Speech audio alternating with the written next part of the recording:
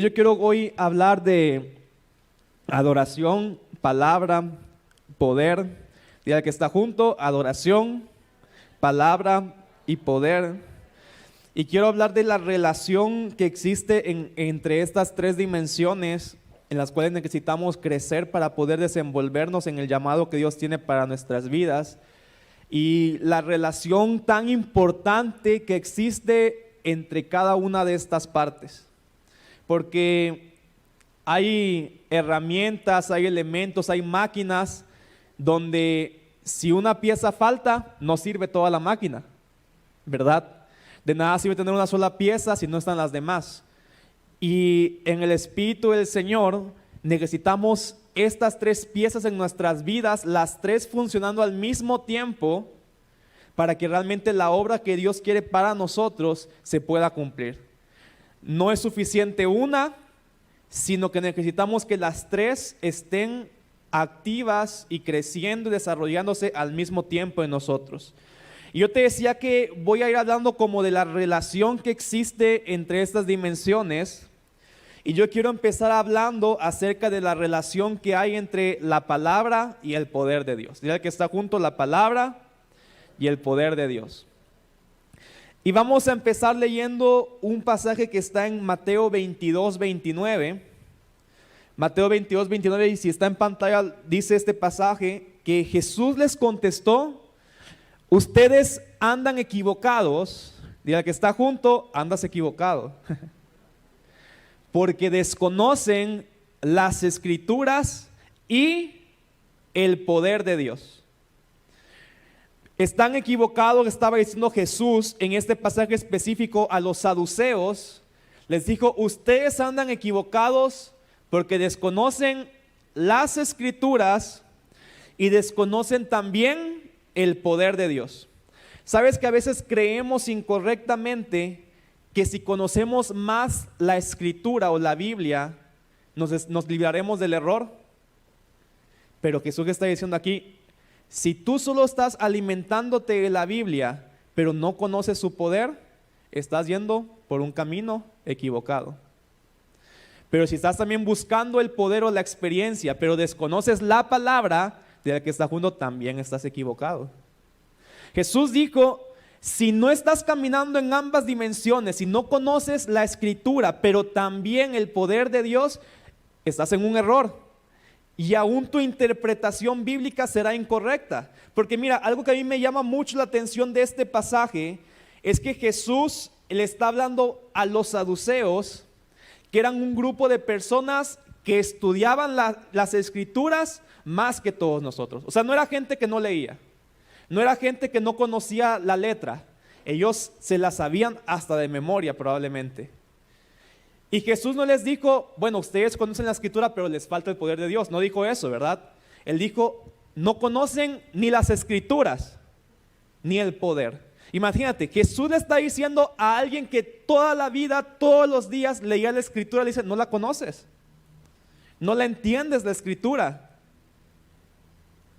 Para entender el contexto, Jesús dice estas palabras cuando este grupo de estudiosos de la ley llegan y le hacen una pregunta acerca de la doctrina o la teología de la resurrección, porque los saduceos no creían en la resurrección. Y Jesús les dice: están equivocados, no conocen la Escritura y no conocen el poder de Dios. Y hay una complementariedad bien importante, porque los saduceos tenían una teología humanista de la palabra, porque como no creían en la sobrenaturalidad, por tanto ellos decían: la resurrección no existe, porque ellos no creían que Dios podía moverse de manera sobrenatural para que una doctrina tan sobrenatural como la resurrección pudiera ser válida. Entonces Jesús les dice: por no creer en el poder de Dios y no entenderlo, también están llegando a errores teológicos, están llegando a errores doctrinales, porque su falta de fe en la sobrenaturalidad lo que está llevando a las conclusiones incorrectas de la palabra. ¿Alguien me está entendiendo aquí? O sea que si yo me acerco a las Escrituras, pero no creo en la sobrenaturalidad de Dios, voy a terminar como los saduceos, llegando a interpretaciones incorrectas de lo que Dios tiene para mi vida. Solo podemos empezar a caminar en la verdad si conocemos la Escritura al mismo tiempo que estamos conociendo el poder, la sobrenaturalidad de Dios. Solo de esa manera podremos llegar a la verdad. Fuera del conocimiento del poder, mis interpretaciones van a ser sumamente incorrectas. Estudiar las Escrituras sin buscar el poder, sin buscar la presencia del Señor, me va a volver un fariseo, un humanista, un hombre sistemático que te va a citar todos los versículos que quiera, pero su corazón va a estar lejos del corazón del Señor. Muchas veces podemos incluso llegar a utilizar la palabra para criticar, para juzgar, para decir lo que está mal con esta iglesia, lo que está mal con esta persona. Y sacamos tantos versículos, ¿verdad? Es más, ¿cuántos se acuerdan que el diablo tienta a Jesús con versículos, con la Escritura? Pero cuando estamos caminando en la Escritura sin la presencia de Dios, de que está junto, te vas a terminar secando. Pero también, cuando solo estás buscando las experiencias sobrenaturales, sin la Escritura, de que está junto, te vas a terminar evaporando. Hay un equilibrio perfecto entre la palabra y el poder de Dios. En el Antiguo Testamento la gente decía la ley y los profetas, ¿verdad? La letra y el espíritu que estaba sobre los profetas. La ley y los profetas creaban el equilibrio perfecto para que el pueblo judío entendiera el corazón de Dios. Y nosotros hoy en día también necesitamos caminar en ambas dimensiones, la palabra y el poder del Señor. ¿Estamos ahí? Necesitamos caminar en ambas, dije, porque de otra manera siempre estaremos caminando en error. Necesito la palabra y el poder de Dios en mi vida. Porque, dile que está junto otra vez, estoy diciendo que repitan para que se nos quede bien grabado. La palabra o la Biblia no es un fin en sí mismo. Quiero que digan, la Biblia no es un fin en sí mismo, sino tiene que ser un medio para encontrarnos con Jesús. Y voy a irme a otro pasaje que está en Juan 5, versículos 39 y 40. Juan 5, 39 y 40, igual si lo ponemos acá. Juan 5 del 39 al 40, Jesús ahora está diciéndole, pero a los fariseos, ¿va? Otro grupo de personas que estudiaban la Biblia o las escrituras que tenían los judíos todo el tiempo. O sea, no eran gente, como te decía, no era gente que no leía, era gente que todo el tiempo leía. Pero Jesús les dice, ustedes estudian con diligencia las escrituras porque piensan que en ellas hayan la vida eterna y ellas son las que dan testimonio en mi favor. Pausa ahí. O sea, Jesús les está exhortando, corrigiendo a los fariseos porque le dice, ustedes estudian con diligencia las escrituras. Bueno, y en primer lugar algo, si no estamos estudiando todos nosotros aquí con diligencia la escritura, también estamos mal, ¿verdad? Porque no es, o sea, lo que estamos diciendo es, no estudies tanto, no. Tenemos que estudiar sistemáticamente y diligentemente la palabra, pero siempre en el contexto de la presencia de Dios. Y Jesús aquí está corrigiendo y dice, el problema con ustedes es que sí, estudian muchísimo, pero hay un error. Creen que la vida eterna está en la Biblia. Y miren, y esto parece extraño, pero él le está diciendo, ustedes creen que la Biblia por sí sola o la escritura por sí sola ya tiene la vida. Pero dice, pero no. La Biblia, su propósito es dar testimonio de mí. O sea, Jesús lo que está diciendo en otras palabras, la vida no está en la Biblia. La vida está en Cristo. Y la Biblia lo que hace es apuntar a Cristo para que no en la Biblia, sino en Él encontremos la vida. Sigamos, ¿qué dice el siguiente versículo? Pero dice, pero ustedes no quieren venir a mí para tener esa vida. O sea, él que está diciendo, ustedes se han conformado con tener una buena teología, pero no están experimentando eso que está en sus mentes. Y qué triste sería tener una doctrina tan profunda de la salvación pero nunca haber sido salvos porque nunca nos acercamos a Jesús. ¿Cuántos dicen amén a eso? Podríamos estudiar Romanos, Gálatas, todas las cartas soteriológicas y tener una doctrina tan profunda de la salvación, de la santificación, y nunca haber sido justificados, nunca haber sido santificados, porque no es en la Escritura que está el poder para salvarnos, sino es en Jesús.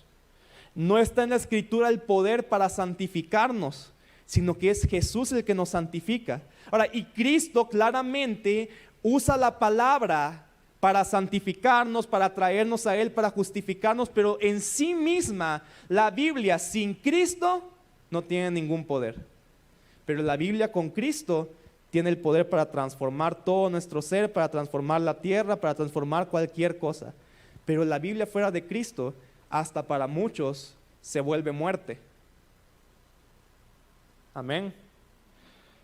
Segunda de Corintios 3:6 dice, Él nos ha capacitado para ser servidores de un nuevo pacto, no el de la letra, sino del espíritu, porque la letra sin espíritu mata, pero el espíritu da vida.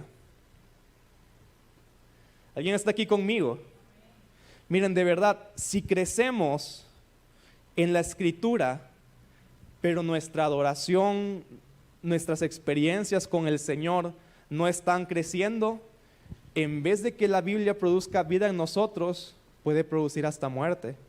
Y por eso hoy hay muchas veces que personas usan las Escrituras para declarar muerte, para criticar, para decir tantas cosas fuera de la vida de Dios, porque podríamos estar llenos de letra, pero vacíos del Espíritu Santo. Pero el Espíritu, en conjunto con la palabra, di conmigo, nos da vida. No debemos buscar la Escritura sin anhelar la experiencia con Dios, pero tampoco debemos buscar la experiencia sin la guía de la Escritura. Cuando hablo de este tema, yo siempre pongo una ilustración que creo que es fácil comprender un poco de lo que estamos hablando. Yo siempre les digo a las personas como, imagínate que yo te digo, te doy 2 regalos, pero tú vas a elegir cuál de estos 2. Tengo un viaje todo pagado a París, o la ciudad que te guste, ¿verdad? Ahí dice, no, a mí no me gusta París, a mí me gusta Comayagua. Bueno, todo pagado a Comayagua, a mí me gusta Praga, o el lugar que tú quieras, ¿verdad? Y dices, ok, te doy este regalo, un viaje todo pagado a París, o te doy la guía turística, el folleto de París. ¿Qué elegirías tú? ¿Qué elegirían ustedes? ¿El viaje todo pagado a París o la guía turística de París? Yo creo que cualquiera aquí elegiría el viaje, ¿verdad? Ahora, aunque en la guía turística vengan todas las fotos, la historia, la descripción, cualquiera de aquí me va a decir, no, pero aquí dice que en París hay cafés buenos y todo, pero yo quiero sentarme en el café, probarlo, saber a qué sabe, a qué huele el lugar, cómo se siente, que me digan le mató, le poagua, quiero saber todo eso, quiero experimentarlo. Cualquiera diría, yo quiero el viaje, quiero la experiencia, pero no sé por qué a veces en Cristo nos pasa que nos conformamos con la Escritura, que es la guía turística que nos dice, hey, esto está disponible en Dios, existen estas cosas, existe esta cosa que puedes experimentar, y nos conformamos muchas veces con conocer la Escritura y nunca lo hemos experimentado lo que estamos leyendo. Ahora, la guía turística es buena, ¿verdad? Porque a lo mejor si no tienes una guía, tú crees que sabes a dónde ir y te pierdes. Te metes a una calle donde asaltan y hasta te matan porque no sabías por dónde meterte. La guía te puede direccionar de, hey, aquí hay un buen museo, vete por allá. Este es un buen lugar donde comer, ve a este lugar. Y eso es la Biblia. La Biblia dice, hey, esto es lo que hay. Está disponible esto, está eso también, está otra opción. Pero nuestro propósito no debe decir, uy, me sé el mapa de París, me sé sus calles, el nombre de todos los restaurantes, cuántos premios ha tenido cada uno. Nada de eso se compara con alguien que a lo mejor no sabe tanto, pero que ha estado ahí. Entonces la Biblia, Jesús por eso estaba diciendo, ustedes estudian con diligencia las escrituras que apuntan a mí, dicen a dónde ir, pero no quieren venir a mí. Entonces, cada vez que tú te acerques a la palabra, el propósito, y si puedes apuntar eso, el propósito de la escritura es llevarnos a un encuentro con Dios. Ese es el propósito de la escritura. Que la escritura te diga, eso está disponible, ve a buscar a Dios para experimentar esto. Esto es lo que Cristo hizo posible para ti. Ahora busca a Jesús para que puedas experimentarlo en tu vida y no te conformes solamente con entender lo que está escrito, experiméntalo. Experiméntalo. Amén. Cristo nos llama a conocer su escritura, pero cada vez que yo lea algo, lo que tiene que nacer es un hambre por experimentarlo. Y yo creo que aquí muchos tenemos que empezar a leer las escrituras en un contexto de adoración y a adorar mientras leemos las escrituras.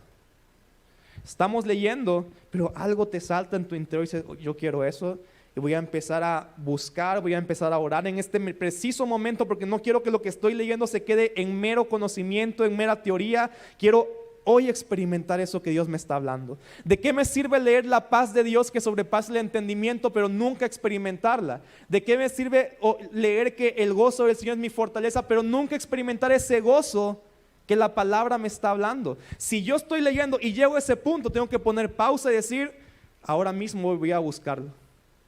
Voy a dejar de leer un momento y me voy a meter en su presencia, porque quiero que se devuelva vida a aquello que estoy leyendo en este momento. La Biblia entonces es un apunte, una dirección, te dice, por aquí puedes irte, aquí también está esto. Pero el adorador dice, yo quiero estar en ese lugar. Amén.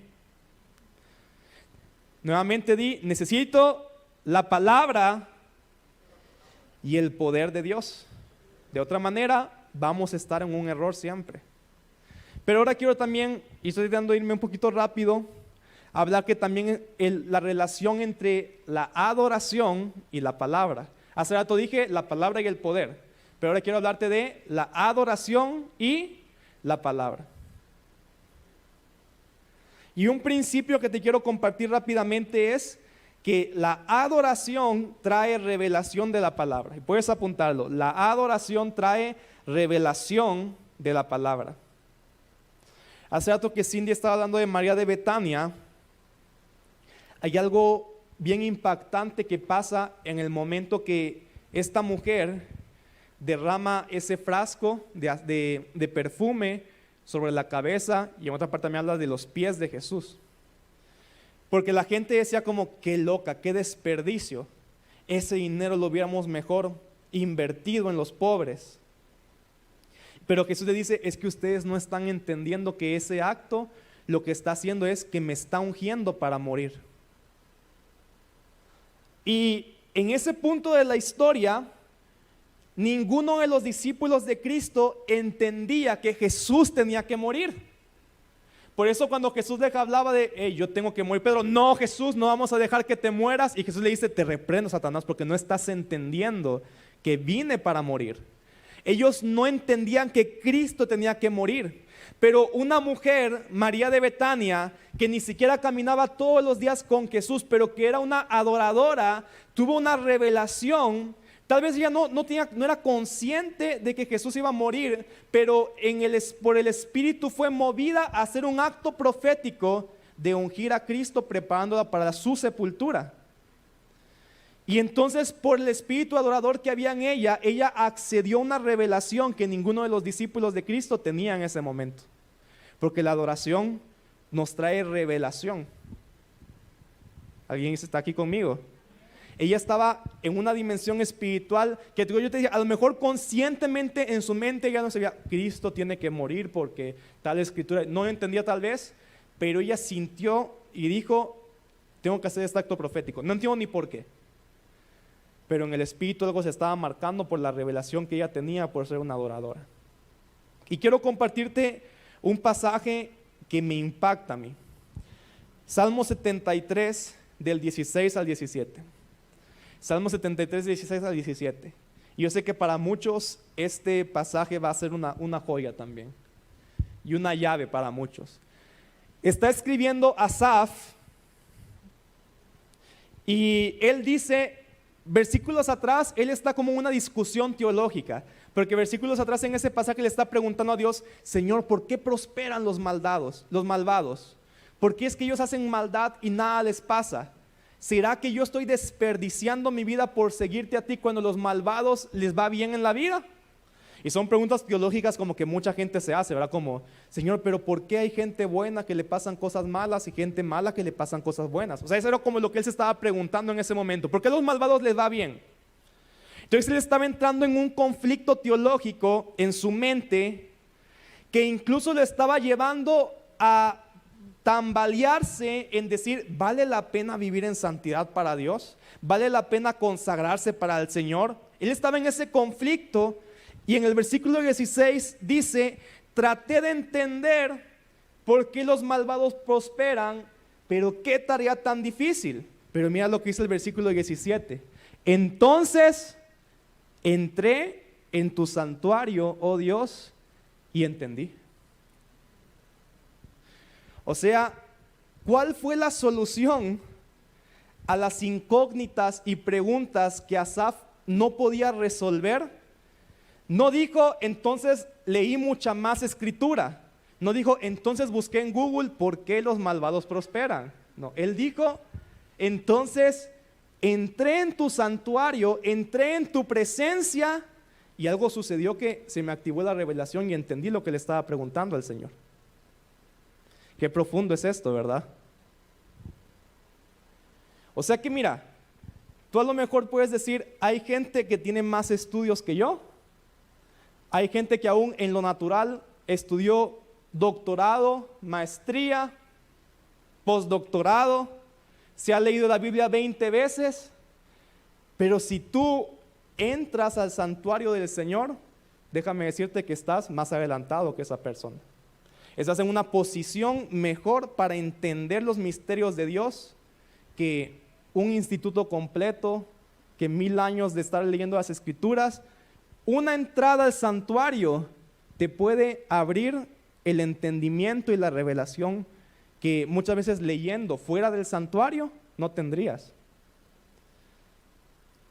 ¿Alguien me sigue aquí? Traté de entender, no entendía. ¿Cuántas veces dicen, es que leo la Biblia y no la entiendo?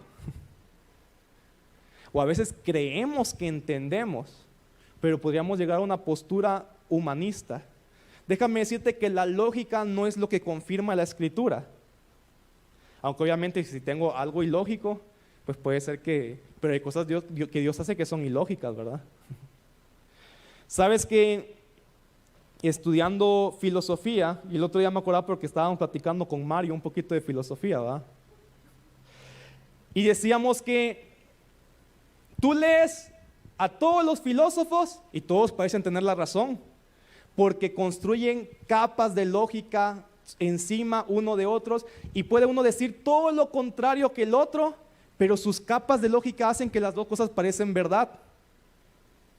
Y mira, y a mí me pasó eso porque en la universidad que estudié llevábamos 2 años y medio de estar estudiando, teníamos que leer todos los libros de los filósofos como más importantes de la historia y empezábamos desde los griegos, ¿verdad? Y fuimos avanzando en la historia hasta leer como los filósofos alemanes que son más modernos y empezábamos creo que con Platón, no Sócrates. Entonces tú leías Sócrates y decías, este man tiene razón, nunca había entendido la vida, ahora la entiendo, ahora que estoy leyendo a Sócrates. Después leías a Platón, tantas capas de inteligencia, de lógica, y decías, Sócrates estaba equivocado. Platón es el que tiene la razón, ¿verdad? Y así te ibas, y cada año era, no hombre, todos los de atrás, qué equivocados que estaban. Kant, Descartes, vas avanzando y dices, Nietzsche tiene la razón, ¿verdad? Y puedes estar así, porque uno puede construir argumentos tan lógicos que pueden parecer verdad y que no son. Y por eso a veces cuando nos acercamos a la Biblia humanistamente podríamos creer que tenemos la verdad y estar totalmente equivocados si no estamos entendiendo la Biblia en un contexto de adoración. Tú podrías creer que sabes mucho de una persona por lo que te cuentan, por lo que ves, pero hasta que no la conoces íntimamente, no entiendes el corazón de esa persona. Y podríamos entonces escuchar tanto de lo que se dice de Dios, pero si no conocemos su corazón, no conocemos al Señor y no conocemos lo que Él quiere hablar a nosotros.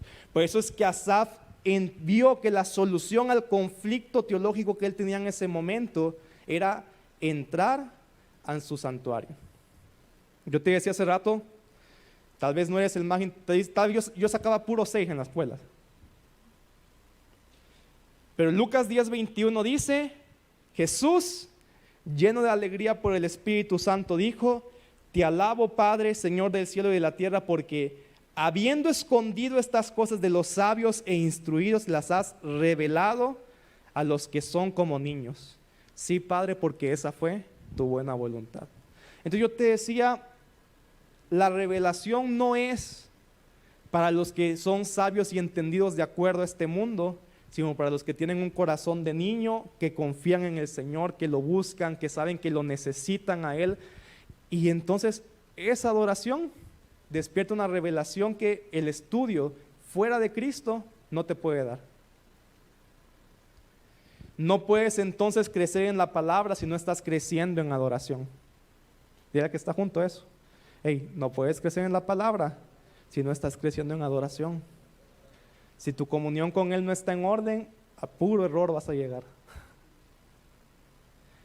Salmo 51:6. Yo sé que tú amas la verdad en lo íntimo. Di conmigo, la verdad en lo íntimo. ¿Dónde está la verdad? En la intimidad. Amén. ¿Dónde vas a encontrar la verdad? Diga que está junto. En la intimidad vas a encontrar la verdad. Si no estás teniendo intimidad con Dios, no estás encontrando la verdad, porque la verdad está en lo íntimo. Y dice, y en lo secreto me has enseñado sabiduría. ¿Dónde está la sabiduría? En el lugar secreto. No sabemos, pero hay algo que pasa, que cuando estamos en el lugar secreto, adorando, en intimidad, se está activando un espíritu de revelación sobre nosotros para entender los misterios de Dios. Y fíjate que a veces pasa, y yo creo que es algo que los que se han parado en este lugar o en otros lugares lo han experimentado. Yo sé que Cindy lo ha experimentado, Javi, las personas que han estado aquí, la gente de alabanza. A veces venimos con un versículo y traemos una idea de qué es lo que vamos a hablar de ese pasaje, pero está un tiempo de adoración, un tiempo de intimidad, de comunión con el Señor, y subimos y de repente de ese pasaje salen misterios que ni siquiera nosotros sabíamos que estaban ahí, que no los estudiamos un día antes, que no los leímos en un comentario, que no los leímos por ni hermenéutica ni todo eso que estamos estudiando y que es importante, pero que en ese ambiente de adoración, en el santuario, como decía Asaf, se abrió el entendimiento, una dimensión mayor de lo que las escrituras querían decir para nosotros. Mira, yo te digo, si estás leyendo la Biblia, métete en adoración primero, porque se te va a abrir un espíritu de revelación para entender lo que vas a leer a partir de ahí. Te pregunto nuevamente, ¿dónde está la verdad? Y me respondes, no, la verdad en lo íntimo. ¿Y dónde está la sabiduría? En el lugar secreto. Por eso no podemos separar la palabra de la adoración. Si tú conoces a alguien que dice ser un teólogo, pero no es un adorador, huye de ahí. De verdad, no, a nada bueno vas a llegar. No puede haber teología de Dios sin adoración. Ahora, obviamente también alguien que adora, pero no está buscando la escritura, igualmente puede desviarse. Pero yo por eso te decía, estas cosas crean como un equilibrio para caminar en la verdad de Dios, para caminar en el entendimiento correcto, y necesitamos por lo tanto todos crecer en las 3 dimensiones: la adoración, la palabra y el poder de Dios. Amén. Entonces, punto número 3 o sección 3, ya hablamos la palabra y el poder, la adoración y la palabra. Y voy a terminar rapidito con la adoración y el poder. Es la otra combinación que nos falta, ¿verdad? Si nos preguntamos cómo se produce el poder de Dios en nuestras vidas, ¿cómo puedo crecer en el poder de Dios? Jesús nos enseña que el poder es producido por un encuentro con su presencia. Cada vez que tenemos un encuentro con el Espíritu Santo, hay una impartición de poder sobre nosotros. Entonces, cada vez que yo necesito crecer en poder, necesito entonces encontrarme con el Espíritu Santo. Jesús dice en Hechos 1:8, Él dijo, pero cuando venga el Espíritu Santo sobre ustedes, ¿qué dijo? Recibirán poder. Hechos 1:8 nuevamente dice, cuando venga el Espíritu Santo sobre ustedes, recibirán poder. O sea que si quiero recibir poder, ¿qué necesito? Encontrarme con el Espíritu Santo. Y entonces serán mis testigos tanto en Jerusalén como en toda Judea y hasta los confines de la tierra. Jesús estaba ascendiendo y Él les dijo, ok, antes de que ustedes se vayan a predicar, a discipular, a evangelizar, todo lo que tienen que hacer, primero necesitan tener un encuentro con el Espíritu Santo, porque si no, todo lo que ustedes hagan va a ir sin poder. Pero cuando se encuentra con el Espíritu, recibirás poder. Siempre que tenemos un encuentro con el Espíritu Santo, hay una impartición de poder que viene sobre nosotros. Y mientras más encuentros tenemos con el Espíritu, más poder se va a manifestar en nuestro día a día, en nuestra vida. Y por eso necesitamos encontrarnos con Él.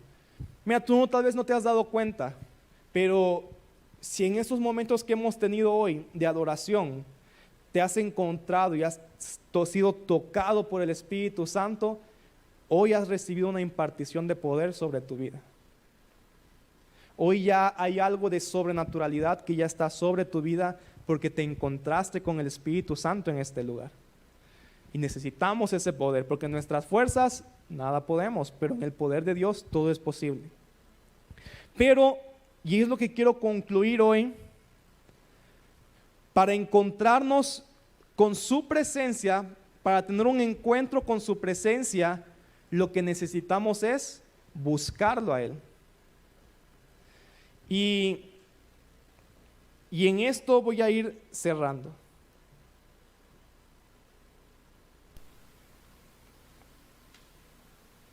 Mateo 7:8 dice, y voy a leer dos pasajes, uno en el Nuevo Testamento, otro en el Antiguo Testamento, y después quiero explicar algo que me encantó de estos pasajes.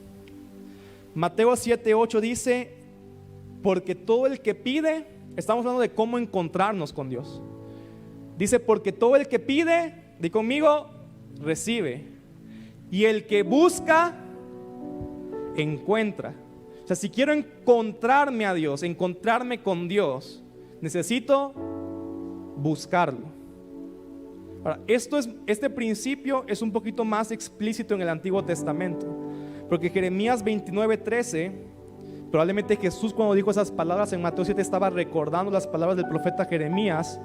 Jeremías 29:13 dice, si me buscan, de la que está junto, busca de todo corazón, podrán encontrarme.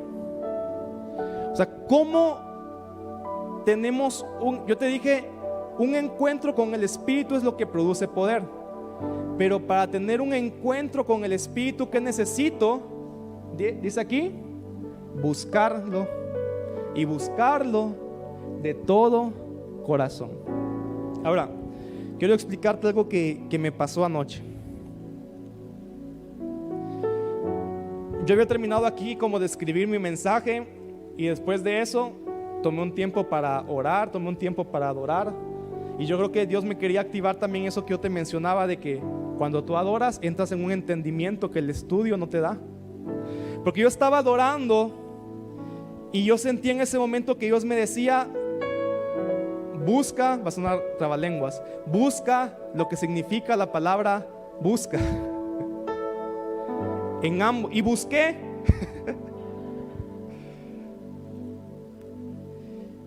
Y quiero compartirte qué significan estas palabras, porque nos va a permitir ver más amplio lo que Dios está hablando aquí.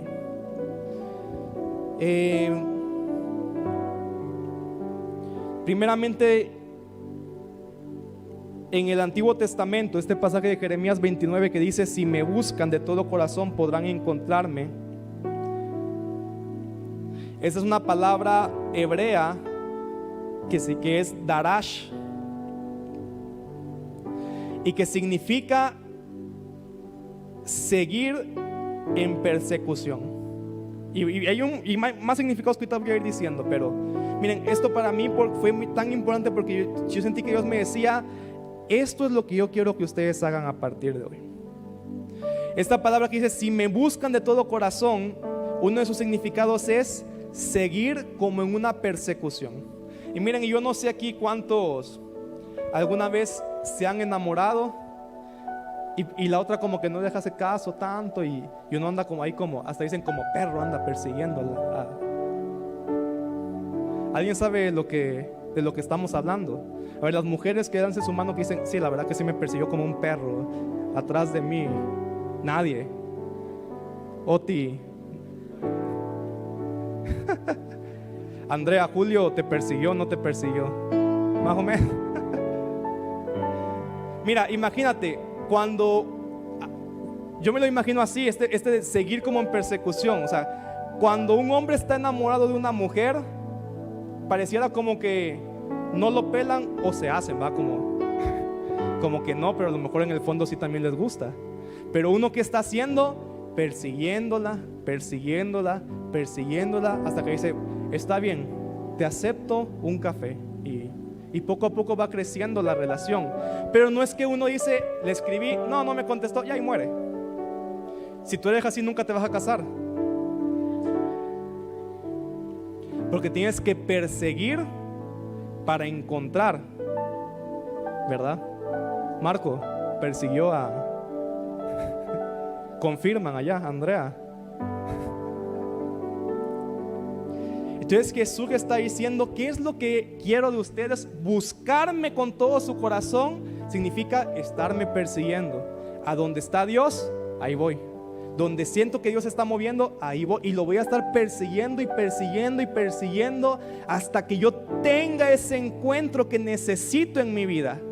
O sea, no es esto de buscar, no es que, bueno, entonces un día voy a orar, no pasó nada y digo: ahí muere. No. Es: persígueme, nos dice el Señor, persígueme una y otra y otra y otra vez, porque si me sigues persiguiendo, un día me vas a encontrar, vas a tener un encuentro transformador con mi presencia.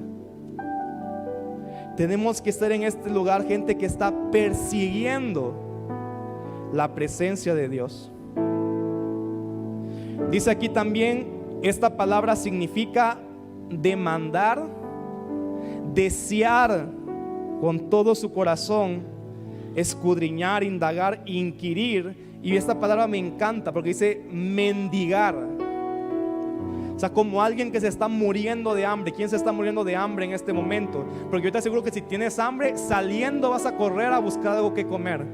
Y esta palabra mendigar es eso, está diciendo: tengo tanta hambre del Espíritu de Dios, de un encuentro con Él, que tengo que irme corriendo de aquí a buscar encontrarme con su presencia, porque estoy mendigando, me estoy muriendo de hambre por un encuentro con el Espíritu. Y por eso es que Cristo dice: los que recibirán el reino de Dios son los pobres en espíritu, los que reconocen que les hace falta más del Señor, los que reconocen que en sus fuerzas nada pueden, que dicen: me estoy muriendo de hambre y de sed por encontrarme con su presencia. Esa es la gente que me va a encontrar, esa es la gente que va a caminar en el reino, que va a caminar en el poder de Dios. Los que están mendigando y se están muriendo de hambre por el Espíritu Santo. Dice, significa pedir, perseguir, preguntar, pero también dice, significa adorar. Entonces, en otras palabras, lo que Jeremías está diciendo es: si me adoran de todo corazón, me van a encontrar.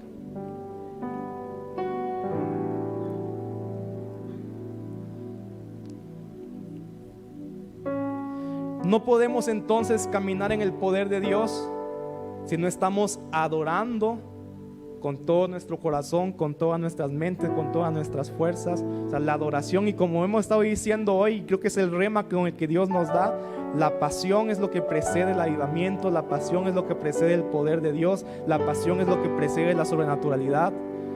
Solamente podemos entonces crecer en esas dimensiones si estamos creciendo en pasión y adoración por el Señor.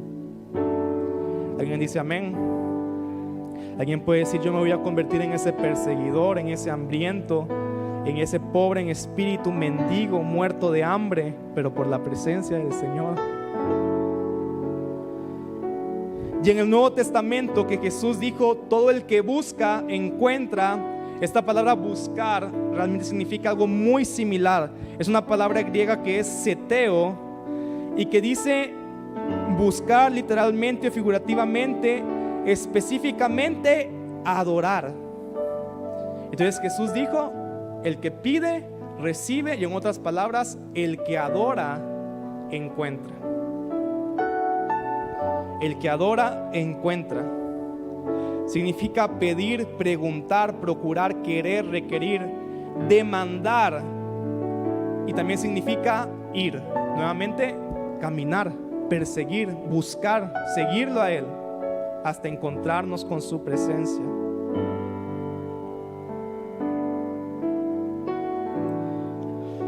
Dice el diccionario bíblico que esta palabra buscar se deriva de otra palabra que significa una búsqueda por algo escondido, que incluye la idea de la necesidad urgente. Imagínate lo que está diciendo. O sea, está diciendo: este tipo de búsqueda es: siento una urgencia en mi corazón. No es como, bueno, ojalá y algún día aparezca. A veces tenemos algo perdido y así decimos, ¿verdad? Bueno, algún día va a aparecer. Pero él dice: no, ese no es ese tipo de búsqueda. No es algún día Dios me va a tocar, algún día me voy a encontrar con Dios. No es ese tipo de búsqueda. Dice: es la búsqueda sintiendo la necesidad de urgencia por encontrarlo. Es como cuando estamos desesperados: se me perdieron $5,000. Seguro vas a andar ansioso, ¿verdad? Si se te pierden $5,000 y vas a andar con urgencia. No creo que alguien diga como: ojalá un día aparezcan, a menos que a alguien aquí le sobre mucho. Entonces Jesús está diciendo: este tipo de búsqueda es eso. No es como: ojalá algún día me encuentre con Dios, ojalá algún día pase algo especial en mi vida. Él dice: no, estoy urgido, estoy necesitado, tengo que encontrarme con Dios. Lo necesito en mi vida, tengo hambre de ese encuentro, lo estoy demandando, se lo estoy pidiendo al Señor y lo deseo.